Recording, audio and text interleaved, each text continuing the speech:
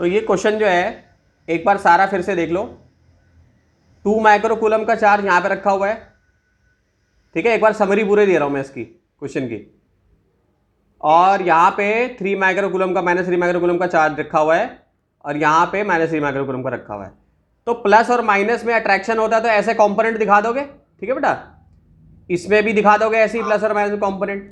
अब देखो यहाँ पे तुम्हें 2 कंपोनेंट ऐसे मिल गए तो इसको ऐसे रिजॉल्व कर सकते हो यहाँ पे, तो ये रिजल्टेंट यहाँ पे मिलेगा तुम्हें, ठीक है। रिजल्टेंट यहाँ मिल जाएगा। तो क्वेश्चन में ये बोला गया है कि यहाँ पे कितना चार्ज हम रखें जिससे कि जो इस पे जो नेट फोर्स है वो 0 हो जाए और ये चार्ज इक्विलिब्रियम पे हो जाए। तो हमने क्या किया भाई, रिजल्टेंट निकाल लिया, F1 F2 निकाल लिया। F1 का फॉर्मूला हमें पता है K Q1 Q2 by R square. K की वैल्यू डाल दी, Q1 Q2 दे रखा था, निकाल दिया। और इनके बीच का रेडियस भी, ये डिस्टेंस भी दे रखा है, कितना है 20 सेंटीमीटर है यहाँ से यहाँ तक, क्योंकि इक्विलेटरल ट्राइंगल है। और 60 डिग्री का एंगल इसलिए क्योंकि इक्विलेटरल ट्राइंगल है तो 60 डिग्री का एंगल भी है इसमें, ठीक है। तो बहुत ही आसान सा क्वेश्चन है, कोई इसमें मुश्किल नहीं है। इसके बाद फोर्स पहली वाली निकाली, दूसरी निकाली, दोनों ही फोर्स सेम होंगी, दोनों ही जो फोर्स होगी वो सेम होंगी फोर्स के फॉर्मूले से। फिर रिजल्टेंट हमारे पास आ जाएगा इतना 2.34 न्यूटन सॉल्व करने पे। अब यहाँ पे जो चार्ज होना चाहिए बेटा वो भी पॉजिटिव होना चाहिए ना, क्योंकि पॉजिटिव और पॉजिटिव में तो रिपल्शन होता है, तो इसका जो इफेक्ट होगा यहाँ पर आएगा और ये रिजल्टेंट तो आ ही रहा था। तो जो रिजल्टेंट है वो हम वही ले लेंगे 2.34 और फोर्स का फॉर्मूला लगा देंगे K Q1 Q2 by R square. हमें ये वाला चार्ज निकालना था, ये वाला चार्ज, इसको हम सॉल्व करके निकाल लेंगे। फटाफट सॉल्व करो। ये क्वेश्चन भी इसी टॉपिक से रिलेटेड है जो हम अभी कर रहे हैं। हम नेट फोर्स निकाल रहे हैं सभी अलग अलग सिचुएशंस में। एक बार हमने सबसे पहले स्क्वायर पे निकाला था, फिर हमने ये ट्रायंगल पे निकाला है, ठीक। फिर हम इस बार फिर से ट्रायंगल पे नेट फोर्स निकाल रहे हैं, यानी कि हमें 3 माइक्रो कूलम का चार्ज यहाँ पे दिया हुआ है। इस डायग्राम को दोबारा यहाँ ड्रॉ कर लेता हूँ। ये है A 2 माइक्रो कूलम, ये 2 माइक्रो कूलम है और ये मेरा पार्टिकल है जो कि 3 माइक्रो कूलम का है। तो इस पर जो फोर्स लगेगी, एक कॉम्पोनेंट यहाँ पर आएगा और इस पर जो फोर्स लगेगी तो एक कॉम्पोनेंट्स का यहाँ पर आएगा, ओके। इस पर जो फोर्स लगेगी एक कॉम्पोनेंट यहाँ पर आएगा। फिर यहाँ पे हमें थीटा दिया हुआ है, यहाँ पे भी सीधी लाइन बना सकता हूँ, तो ये थीटा हो जाएगा, ठीक है। ये थीटा हो जाएगा, ये थीटा हो जाएगा, ये दोनों थीटा जो है ले लेंगे हम, ठीक है। सो दोनों थीटा ले लिया हमने। यहाँ से यहाँ तक हमें डिस्टेंस दिया हुआ है, कितना है, यहाँ से यहाँ तक कितना है 3 मीटर है, ये 3 मीटर है। तो हमें रिजल्टेंट यहाँ पे निकालना है। तो 2 तरीकों से निकाल सकते हो। एक तो ऐसे निकाल सकते हो कि ये कंपोनेंट एक बना दोगे, एक कंपोनेंट ये बना दोगे। तो अगर ये मान लो तुम्हारा F1 FB है, इसको B मान लिया ना था हमने, इसको A माना था, और ये FA है, तो ये यहाँ पे क्या हो जाएगा FB cos थीटा हो जाएगा और एक कंपोनेंट यहाँ पर आएगा और उसको हम यहाँ पैरेलल इसका कंपोनेंट यहाँ पे ले लेंगे, तो ये हो जाएगा FA sin थीटा, ठीक है। इसी तरीके से नीचे भी होगा,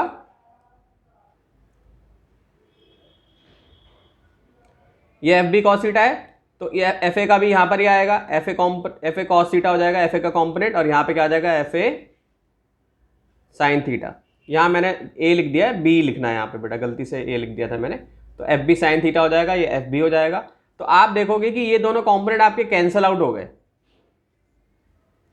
ठीक। तो यहाँ पे नेट क्या आएगा, नेट कितना आएगा, FA cos theta plus FB cos theta, ठीक है। लेकिन यहाँ पे आपको थीटा तो दिया हुआ नहीं है, जो आपके पास थीटा है वो आपको पता नहीं है, तो कैसे निकालोगे। लेकिन एक तरीका है आपको निकालने का cos थीटा। cos थीटा क्या होता है, बेस अपॉन हाइपोटेन्यूज होता है।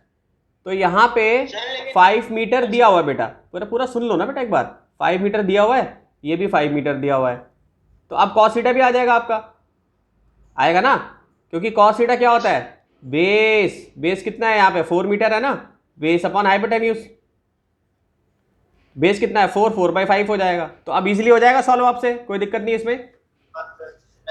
दूसरा तरीका भी समझ लो कि इसी सवाल को ऐसे भी किया जा सकता है।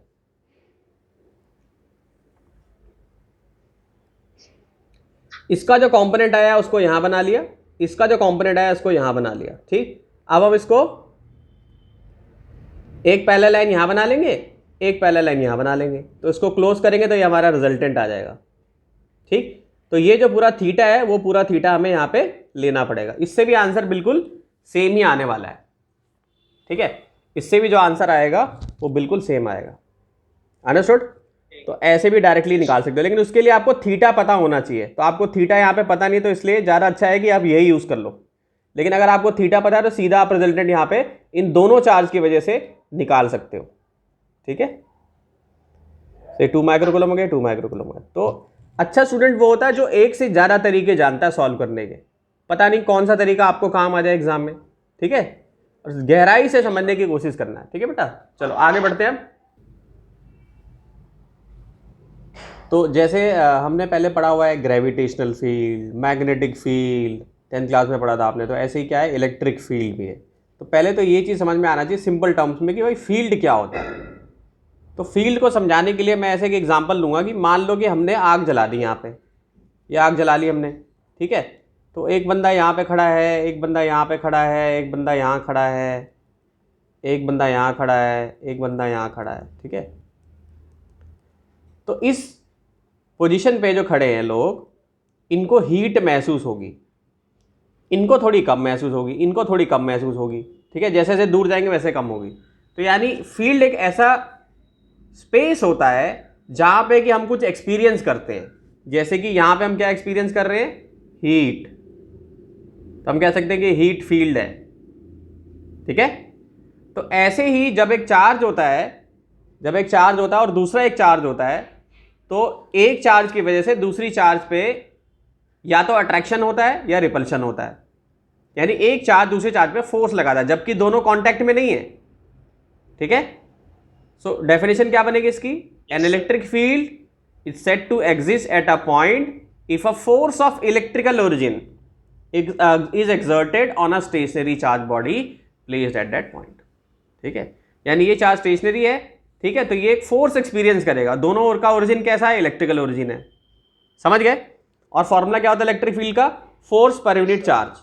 इलेक्ट्रिक फील्ड का फॉर्मूला क्या होता है, फोर्स पर यूनिट चार्ज। इससे तुम्हें समझ में आ गया होगा। ठीक है, फोर्स पर यूनिट चार्ज। ठीक, या force equal to Q into E. जैसे मान लो यहां पे देखो क्यू नॉट चार्ज है ना, तो अब इस ये पॉजिटिव चार्ज है तो इससे फील्ड लाइंस ऐसे बाहर की तरफ निकलेंगी। यानी एक्चुअली में जो फील्ड लाइंस है ना, ये वेव्स हैं। पूरी दुनिया में वेव ही वेव हैं। हर एक एटम के अंदर से वेव्स निकल रही है, रेडिएशन निकल रही है। रेडिएशन भी क्या है, वेव ही है। ठीक है, तो पॉजिटिव चार्ज से फील्ड लाइन जो है आउटसाइड निकलती है और नेगेटिव चार्ज में इनसाइड आती है। तो ये जो टेस्ट चार्ज हम यहाँ पर लेकर आए हैं, इस पर फोर्स लगेगी इस चार्ज की वजह से। जैसे मान लो कि ये क्यू चार्ज है। ठीक है, तो इस पर फोर्स लगेगी। तो फोर्स किसकी वजह से लग रही है, इलेक्ट्रिक फील्ड किसकी वजह से, क्यू चार्ज की वजह से है, और उस पर फोर्स लग रही है। तो क्या हो जाएगा, क्यू ई हो जाएगा, क्यू नॉट ई हो जाएगा इसका फॉर्मूला। ठीक, हाँ, और क्यू नॉट की वैल्यू जो है ना बहुत छोटी है, यानी हमारा जो क्यू है वो बहुत बड़ा है as compare to Q naught. ठीक है, तो अब सिंपल टर्म्स में दूसरी डेफिनेशन क्या होगी, दूसरी डेफिनेशन ये हो जाएगी कि electric field at a point. ठीक है, अब जौन सी तुम्हें याद रहे वो लिख के आनी है। ठीक है ना बेटा, रटने की जरूरत नहीं है, समझ के लिखने की जरूरत है। So electric field at a point is defined as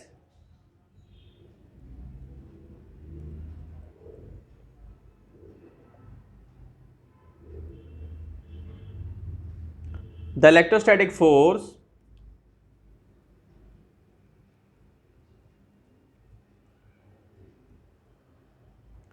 per unit test charge।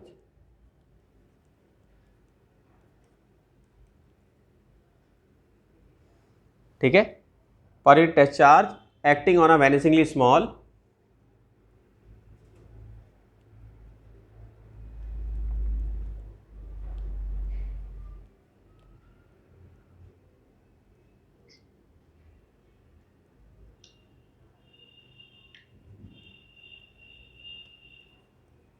positive test charge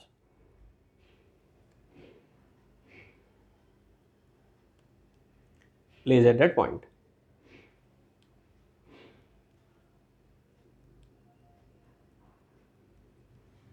ठीक है, इसको लिख लो। और फॉर्मूला क्या हो जाएगा, फॉर्मूला तो पहले ही बता चुका हूँ, इसको ऐसे भी लिख सकते हैं, E equal to limit Q0 tends to 0 और F वेक्टर अपॉन Q0।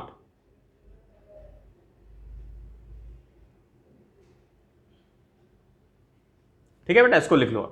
अब तुम्हें अच्छे से समझ में आ गया कि फील्ड एक्चुअली में होती क्या है। Yes sir. और ये बेटा वेक्टर क्वांटिटी होती है, इलेक्ट्रिक फील्ड जो होती है कैसी क्वांटिटी है, it's a vector quantity. Okay, yes sir.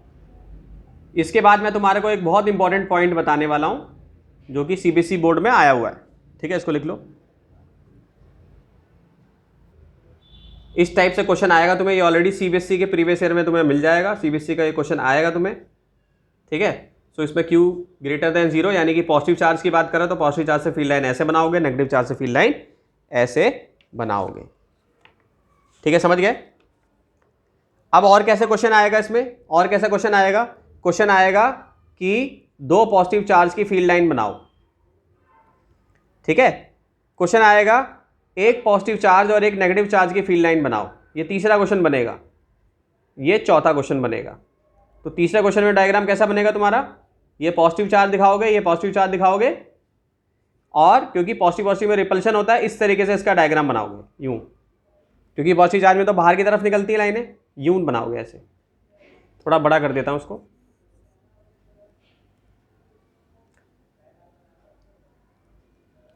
ये हो गया।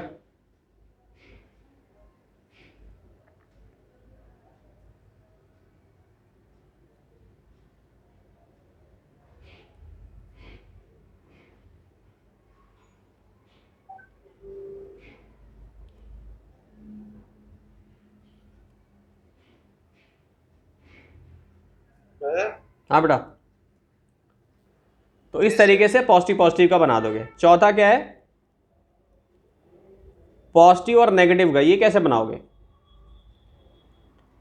पॉजिटिव और नेगेटिव का कैसे बनाओगे, ये पॉजिटिव है ये नेगेटिव है, तो इस पर ऐसे बना दोगे यूं।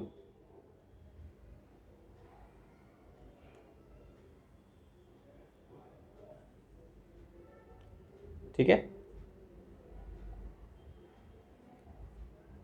यहां पे थोड़ा ना मेरे टैबलेट में जगह नहीं है तो इसमें से मैं, यहाँ मेरा गैप आ रहा है, लेकिन बेटा कभी भी गैप नहीं होता जो है। रुको मैं इसको थोड़ा और यही बना देता हूँ, नहीं तो कन्फ्यूजन होगी, लोग कहेंगे भाई गैप बना दिया सर ने, गलत, गैप नहीं होता कभी भी। ठीक है, याद रखना हमेशा, ना तो कभी इंटरसेक्ट करेंगी ना कभी गैप होगा इनमें। तो यहाँ बना देता हूँ मैं,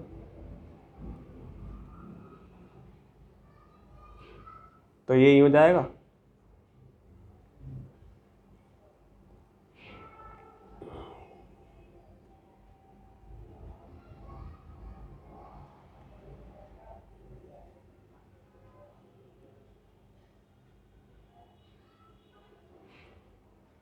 ठीक है, तो पॉजिटिव नेगेटिव पे ऐसे बना दोगे। अब मैं एक और सवाल दे देता हूं तुम्हें कि केवल नेगेटिव और नेगेटिव का ये बोर्ड में अभी तक नहीं आया है, तो नेगेटिव नेगेटिव का कैसे बनाओगे, है भाई। सर नहीं होगा। बनाओ बनाओ बनाओ बनाओ, बना के भेजो मुझे व्हाट्सएप पे। डायरेक्शन में लगेगा। बनाओ तो सही, बनाओ तो सही बेटा, कैसा बनेगा मुझे डायग्राम जरा बना के भेजो व्हाट्सएप पे। सब बनाओ डायग्राम वीडियो को रोक कर।